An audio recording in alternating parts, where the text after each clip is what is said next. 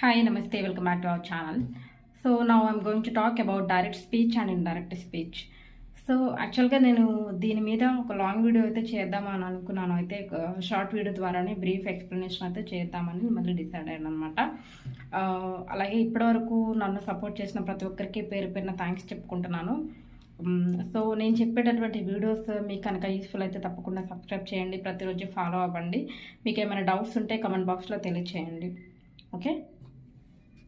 So, direct speech is nothing but quoting someone's exact words, while indirect speech, reporting what they said without using their words. Let me give you an example. Okay, example istanu. Joy said, I am going to the market. Joy చెప్పాడు ఏమని అంటే నేను మార్కెట్కి వెళ్తున్నాను అని. Okay, అది present continuous టెన్స్లో ఉంది, మీరు అబ్జర్వ్ చేయండి. So while coming to indirect speech ఎలా కన్వర్ట్ అవుతుందంటే, Joy said that he was going to the market. He was going to the market. Okay, so present continuous tense అనేది past continuous టెన్స్గా change అయిపోతుంది అనమాట. ఓకేనా, అంతే simple, very easy. So according to the sentence and context ఇక్కడ verb టెన్సెస్లో changes వస్తాయి. Simple present టెన్స్లో ఉంటే కనుక ఆ సెంటెన్స్ అనేది సింపుల్ పాస్ట్ టెన్స్గా కన్వర్ట్ అవుతుంది. అదే మీకు ప్రజెంట్ కంటిన్యూస్ అయితే పాస్ట్ కంటిన్యూస్. అదే సింపుల్ పాస్ట్ టెన్స్ అనుకోండి, మరి ఎలా కన్వర్ట్ అవుతుందంటే పాస్ట్ పర్ఫెక్ట్ టెన్స్. అది కూడా ఎగ్జాంపుల్ ఇస్తాను. He said he went to the market.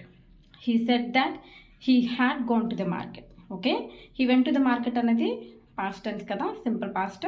అది ఎలా మారింది అంటే he had gone to the market, past perfect టెన్స్గా చేంజ్ అయిపోయింది. ఓకేనా, అదే క్వశ్చనింగ్ ఫార్మ్స్ అనుకోండి, WH క్వశ్చనింగ్ ఫార్మ్స్ అయితే సేమ్ అది స్టేట్మెంట్ కింద కన్వర్ట్ అవుతుంది అనమాట. ఒక ఎగ్జాంపుల్ ఇస్తాను, క్వశ్చనింగ్ ఫార్మ్స్ ఎలా ఉంటాయి అనేది. She asked are you coming, అది ఎలా కన్వర్ట్ అవుతుంది? She asked if I was coming అని. అక్కడ ఇఫ్ కానీ వెదర్ కానీ ఇంక్లూడ్ చేస్తాం అంతే క్వశ్చనింగ్ ఫార్మ్స్లో, వెరీ ఈజీ అనమాట. అలాగే కొన్ని వర్డ్స్ ఉన్నాయి, changes in time and place words అని. అంటే సో ఆ వర్డ్స్ ఏంటి అంటే, ఫర్ ఎగ్జాంపుల్ టుమారో అయితే ద నెక్స్ట్ డే అని, టుడే అయితే దాట్ డే అని, హియర్ అయితే దేర్ అని, ఎస్టర్డే అయితే ద ప్రీవియస్ డే అని. ఓకే, సో వీటన్నిటిని మనము అకార్డింగ్ టు ద సెంటెన్స్ని చేంజ్ చేస్తూ ఉంటాము. For example she said I will come tomorrow, అది డైరెక్ట్ స్పీచ్ అనుకోండి. ఇండైరెక్ట్ స్పీచ్లో ఎలా వస్తుంది? She said that she would come the next day అని.